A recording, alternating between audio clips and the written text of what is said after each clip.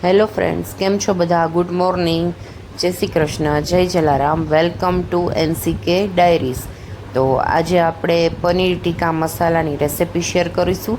તો ચાલો આપણે સ્ટાર્ટ કરીએ. તો શાક બનાવવા માટે મેં એક પેન લઈ લીધું છે. એમાં આપણે મોટા 2 ચમચા તેલ એડ કરીશું અને આપણે એમાં પનીર ફ્રાય કરવાનું છે.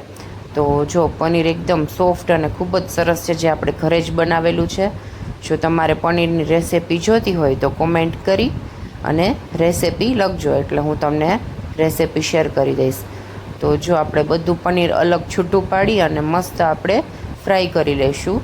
અને મીડિયમ ગેસ રાખવાનો છે અને એકદમ બ્રાઉન કલર નથી કરવાનો, નકર એકદમ ચવળ થઈ જશે. આપણે થોડુંક બ્રાઉન થાય, જરાક કલર ચેન્જ થાય ત્યાં સુધી જ ફ્રાય કરવાનું છે.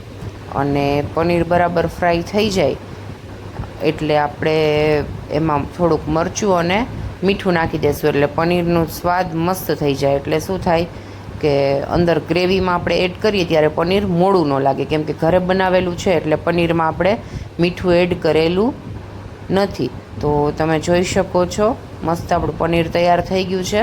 અને આપણે થોડુંક મરચું અને મીઠું નાખી અને પનીરને મિક્સ કરી લેશું.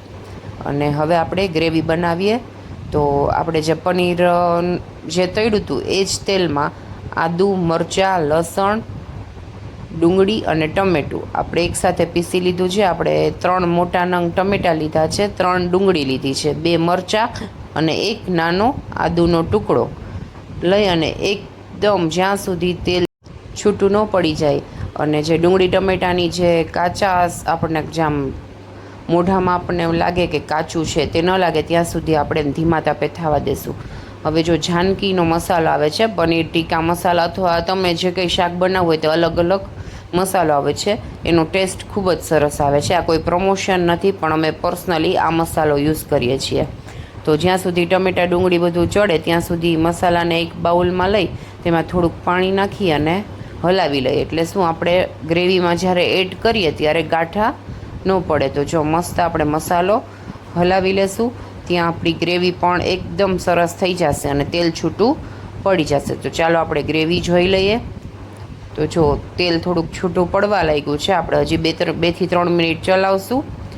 અને હવે ગ્રેવી થઈ ગઈ છે એટલે આપણે એમાં આ જે મસાલો છે એ એડ કરી અને પાછું 4 થી 5 મિનિટ મસ્ત ઢાંકીને રાખી દઈશું, એટલે મસાલો અને ગ્રેવી બધું એક સરખું મિક્સ થઈ જાય અને તેલ એકદમ છૂટું પડી જાય.